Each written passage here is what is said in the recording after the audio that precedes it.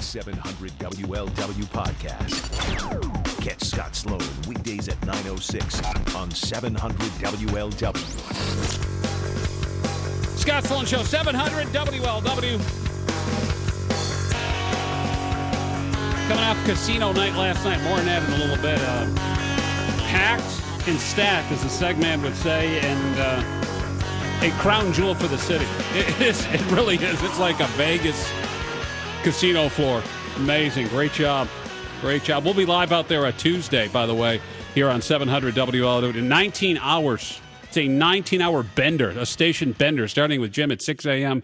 and all the way through Amazon at midnight at Horseshoe Casino on Tuesday. So we'll get more into that as the show progresses today with Scott Sloan here, 700 WLW. But joining us to start on the show today, her name is Kim Grant, and we've had Chris Finney on in the past, an attorney who is representing her in a whistleblower lawsuit against Kings regarding a student or students who were allegedly were neglected to some degree. Some may say abused.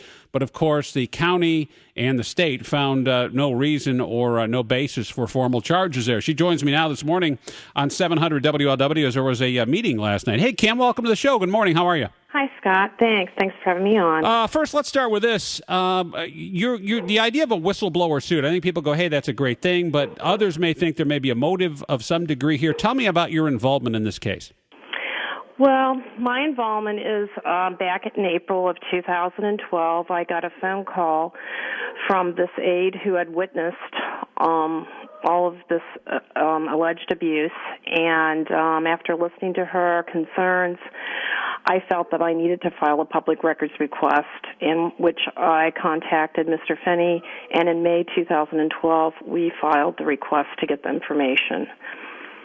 But I'm just a concerned citizen. I've been called a whistleblower, and I would say that through the years, I've lived in Kings about 19 years, and what has drawn me into all of this is that through the years, employees have contacted me, concerned employees, because of my background. I was a former teacher, not in Kings, but in another community, and I did serve as president of my teachers union for several years, and I just think that the employees have felt they could come to me with their issues. Is that why they would come? Because that's the question, is why would you be the focal point of this? Why would they come to you? But if you led the teachers union and have your reputation of that, I suppose that would answer the question, wouldn't it?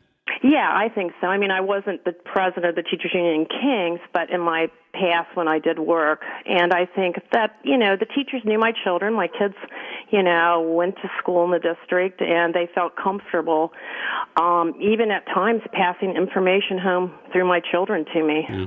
Why wouldn't the aide feel comfortable in coming forward themselves as opposed to giving the information to you? She did come forward to the district. She spoke to all of her principals. She spoke to the superintendent. She turned over all of her information to the district. She had gone through all the proper channels that an employee should go through to bring this out. What people need to know that if not for this brave aide, I believe this teacher would still be teaching in the classroom. I have no doubt about this. The allegations are pretty serious, Kim Grant. Disabled children locked in bathrooms, special needs students who are allegedly duct taped, verbally abused. But the sheriff, who did a good job investigating this thing, Warren County Sheriff's Office, detectives, and then the state of Ohio, the Board of Education signed off and said, really, we found no wrongdoing there. How do you reconcile with the allegations that you're telling me and why it doesn't rise to the level of a criminal offense?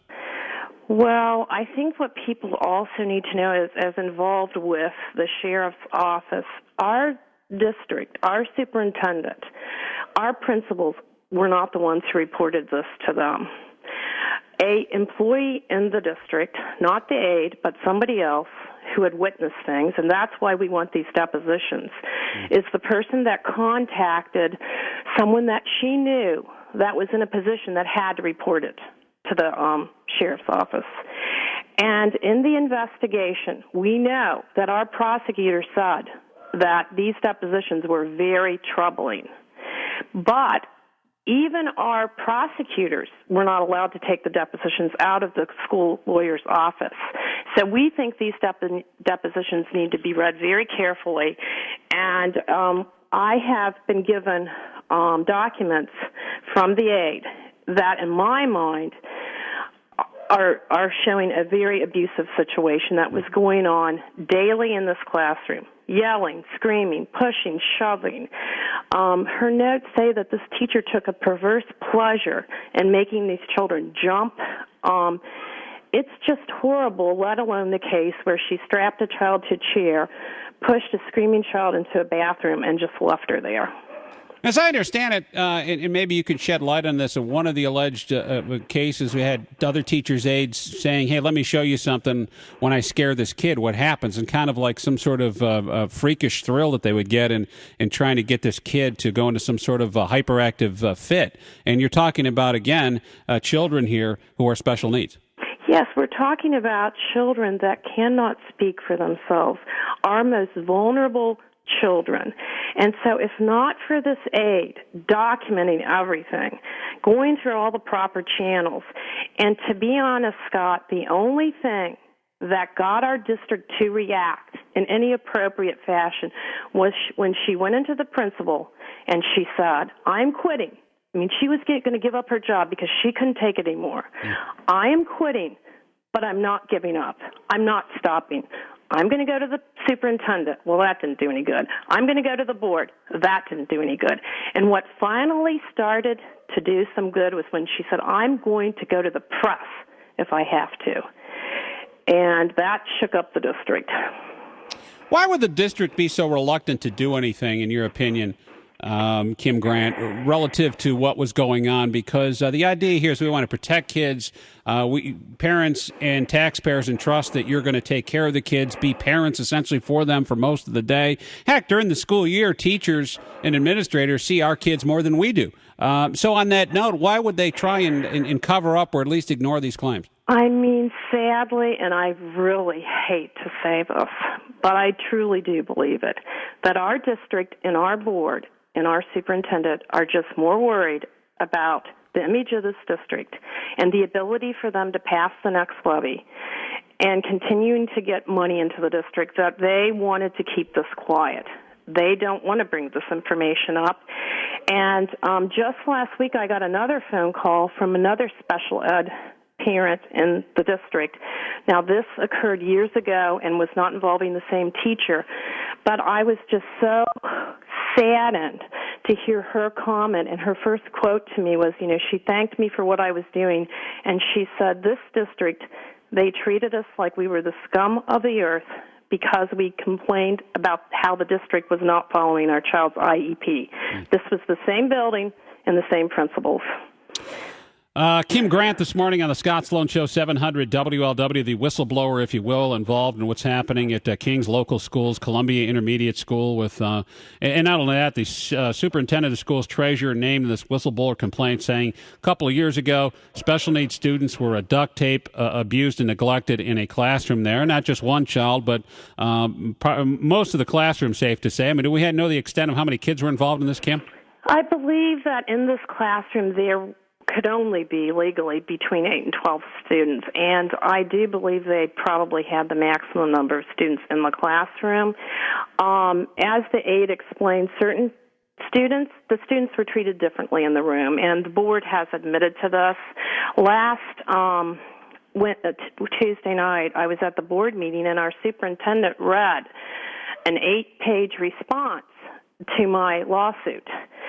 And it's amazing to me that people in this community just aren't outraged, because this is a board that gave this teacher a glowing recommendation. Glowing. And yet, the board has verified the complaints lodged against this teacher as poor planning skills, does not keep accurate records, verbally abusive. She has approach to discipline and classroom management that's inconsistent. She doesn't utilize acceptable practices to redirect. And I guess, from what the aide tells me, that's because she would scream and tease and push these students. I mean, it's amazing. And yet the board gives her a glowing recommendation, none of this noted, in that she could then go on and teach in some other district. They would not be aware of the reason why she was left and terminated, essentially, exactly. At Kings. What is the justification and the mindset for doing that? Their justification, and this is what the superintendent told me, was that, we don't agree with what this teacher did, but, it would cost us more money to terminate her and go up against the big bad teachers union. And so, we just feel this is the best avenue. This is the way, we felt we were doing it to save money for the taxpayers. And I am sitting there thinking, in this case, with all this evidence, I don't really think they would have had to worry about the union stepping up for this teacher. I mean, I was president of a teachers union, and I just can't imagine any union president saying, oh, yeah, I'm going to go to the wall fighting for that lady. Yeah, well, that's the thing, is that it gives the unions a bad name, because most people, myself included, when you hear that, think, okay, that's believable. The union fighting for people that shouldn't have a job in the first place, and the union members and the teachers, who are the good ones, are the ones that suffer because they are now being portrayed as someone, a group that's protecting someone who has no business being in a classroom. Exactly, and I just feel that there was absolutely just cause to terminate her. Instead, my district chose to pay her for almost 8 months to sit home, cover, in my mind, this whole situation up. I mean, none of this would have come to light if this aide had not called me, because the state board really did I can't even hardly call it an investigation from what I heard. Kim Grant on the Scott Sloan Show this morning, 700 WLW, the Kings whistleblower involved in what's happening out there in this alleged abuse in a special needs classroom. And the takeaway, I think, for people listening, Kings especially, but outside of Kings, Mason, anywhere else where you may be, is that this happened 2 years ago. If I'm a parent in a classroom, special needs children or otherwise, and something untowardly is going on where my kid is in jeopardy, is being punished in this fashion, I think as a parent you deserve to know what's going on, how your kid is being treated or mistreated. And to me, this is all about what parents should know, and should know about what's happening in the classroom, because how many school districts, and yourself included, encourage parents to be active participants in their kids' education. When something like this happens, though, it's kind of swept under the rug, and that's what's so troublesome here, is the fact that they didn't feel a need to share this with the parents. And do you know, Scott, that's even in our school policy? We discovered this through our contact with the district. They openly admitted at the school board meeting that their policy states that if there is suspected abuse by a teacher, that the board does not have to notify the parents. Right. That's an option. That's the policy, in my opinion, here, the takeaway that should change, because that's true across the state of Ohio, not just at Kings.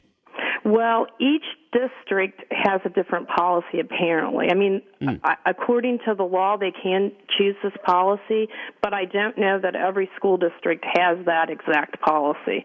I mean, I think that has got to change, and that's something we're going to work to, because we think the parents should absolutely be notified. Kim, there was a meeting last night, correct? Yes, there was a meeting about the finances of the district last night.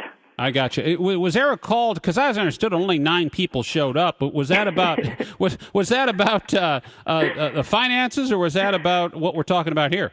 Well, that ended up mostly being about the finances, but I will tell you, as just a concerned citizen, that I was very concerned to see that not very many people showed up. So does that show you that we're wasting time by talking about this? That not only outside of Kings, but and we had a case, had a guy on my show at school at Fairfax at Bobby B there.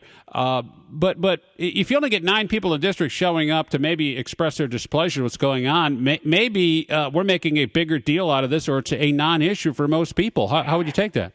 No, I think a lot of it is that individuals have called me and are thanking me for what I'm doing, but a lot of people, and I think this could be true in a lot of districts, are very intimidated by their school districts. I mean, if you have a child in the district, people are very fearful to question the district because they're afraid it'll come back on the child.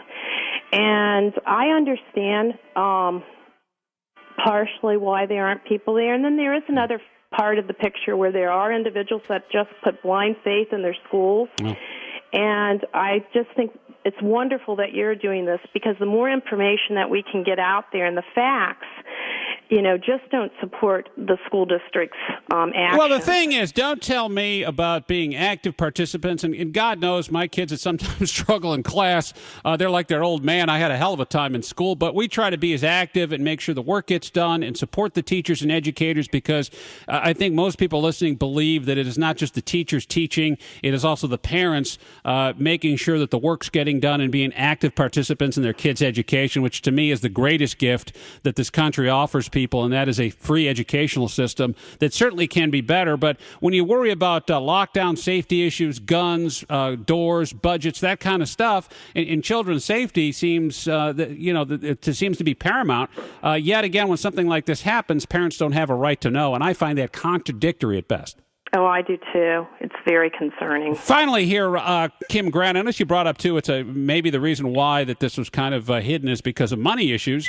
And I can't help but notice that they have a levy coming out. I have a letter here that went out to all district employees and the teachers and an email to staff that essentially discusses how the levy is coming up in November, and we're asking you to contribute a portion of your salary in time and donations and that such to help fund the new levy for King's local schools. And the person sending it to me points out that the superintendent got a raise and an annuity bump despite this conflict that we're talking about this morning continuing to go on. And that kind of feeds the idea here. Is it about levies? It's about money and keeping things like this quiet because it's going to hurt your chances in the fall. Absolutely, and sadly, as I said, I do feel that that's all this is about.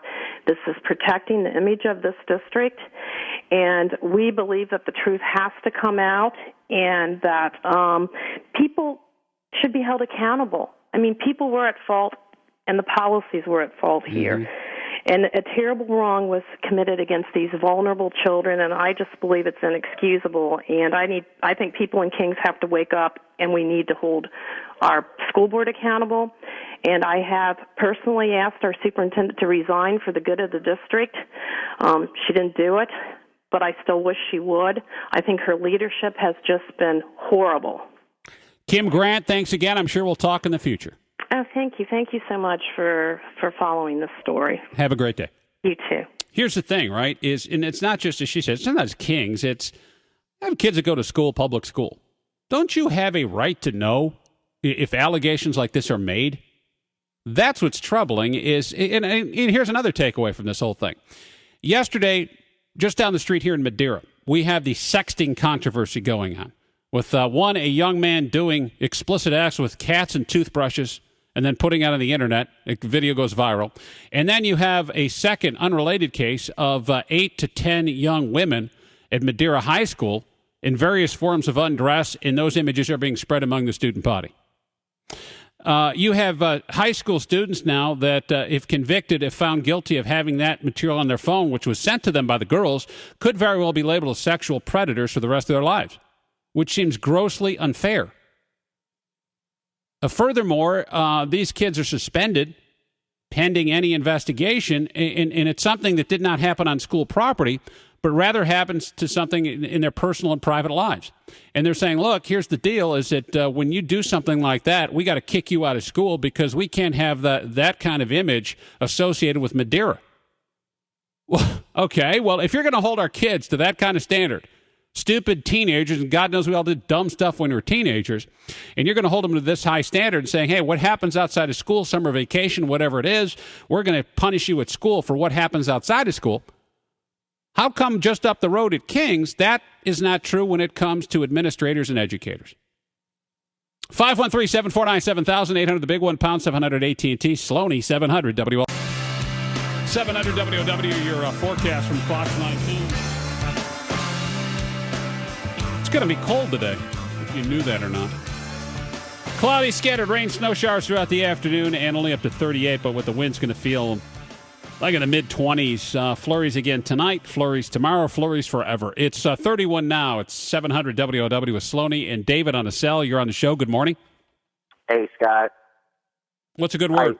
I wanted to call in and comment.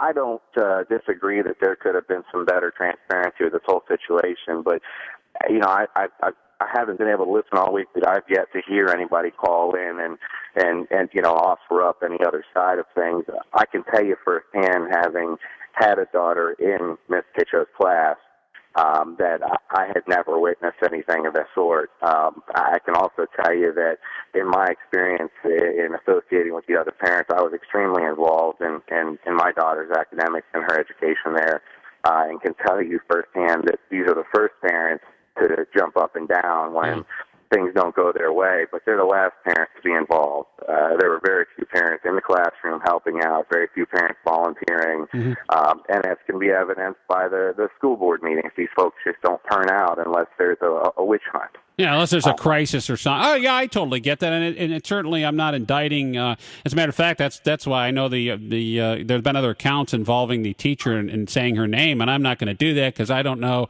I don't feel comfortable because you're talking about someone's reputation. There's allegations still out there, and unless there's a groundswell of people coming forward, I just don't feel comfortable even mentioning the teacher's name, and I deliberately don't for that very reason. But I think the troubling thing, though, getting back to this is.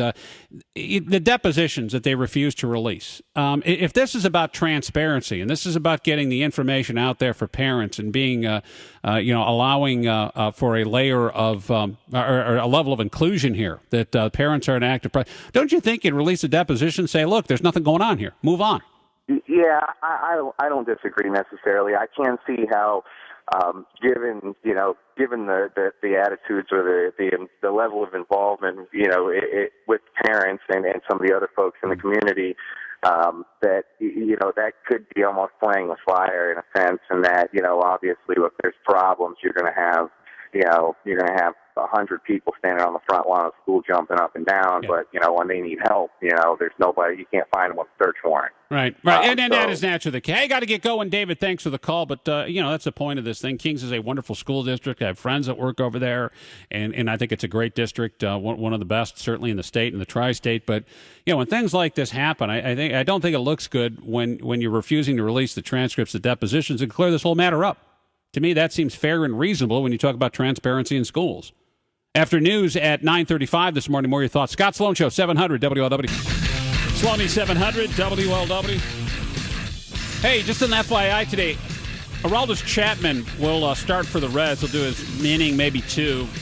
What we're going to do is air the innings that Chapman pitches today. Not the whole game, but excerpts of that will go live. Kind of like an ESPN cut-in, a live look, if you will, when Aroldis Chapman takes the hill.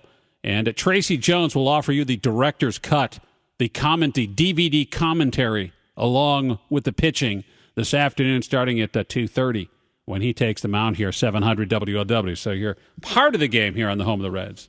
We don't get that worked up unless...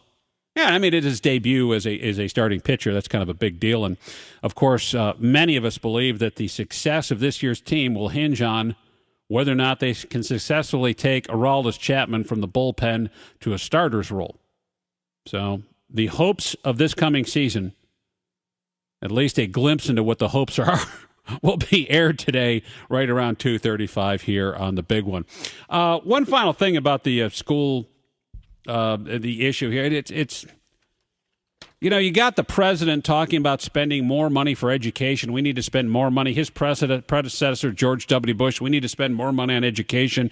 And roughly every 13 to 15 years, we double the amount of money that is spent on public education in this country. And it's just a rise to the top and how much money you can spend. Like that is the issue. One of the other things they like to do is that when you get a new governor in or new leadership, and I swear this is part of the shell game that goes on, is that they come up with a system to measure success at schools. Here's the system.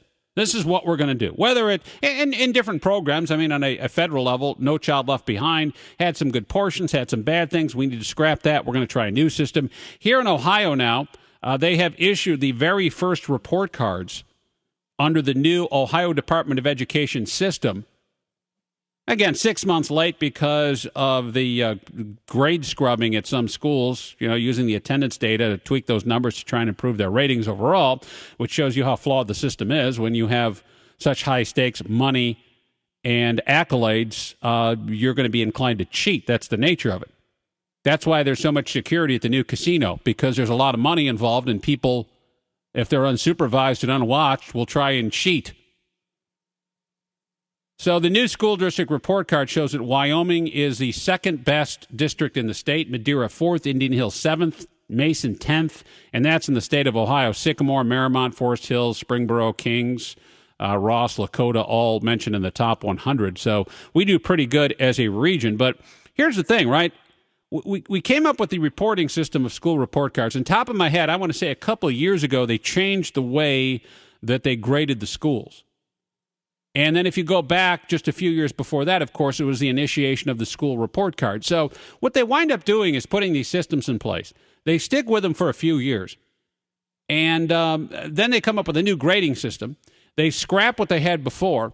They move to this thing. The teachers unions talk about how they need more money and more funding in order to comply with the new regulations, be it this, be it No Child Left Behind, be it what Obama's doing, whatever. And so they spend more money on this stuff. And then a couple years from now, they're going to change the way they grade the schools again.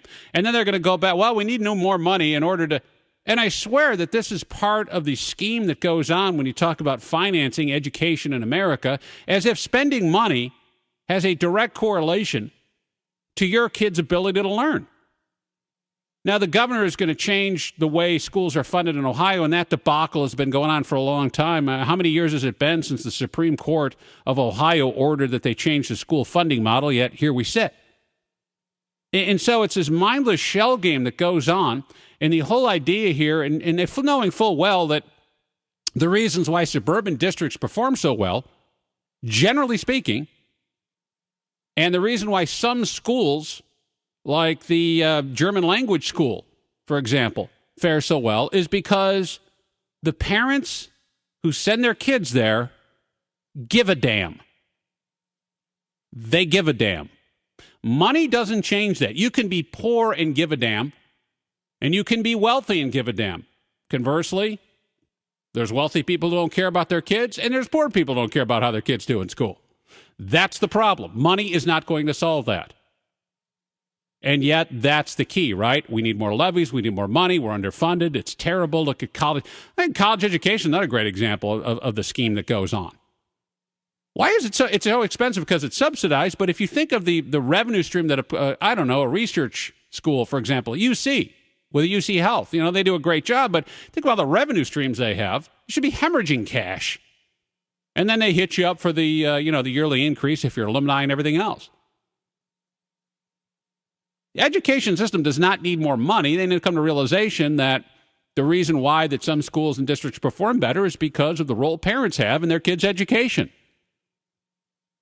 And yeah, teachers have a big part to do with that too, because the good ones tend to go where they're going to get supported and not have to worry about getting mired down in BS. I agree with you there. But it's the parent, actually, in life. It's more important than the teacher and the administrator in the school.